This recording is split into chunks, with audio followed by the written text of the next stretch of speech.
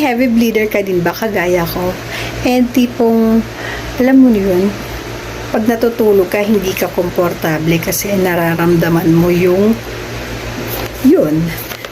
And ito na ang solusyon sa ating problema. Ito ang Funny Sisters menstrual pants.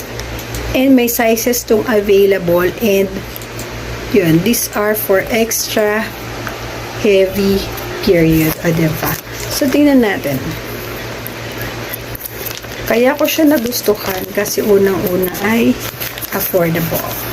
Ito ang kanyang size, medium to large. Ayan ang kanyang waistline. And soft lang siya, cottony soft na parang underwear lang. Naka-individual pouch siya. Ayan.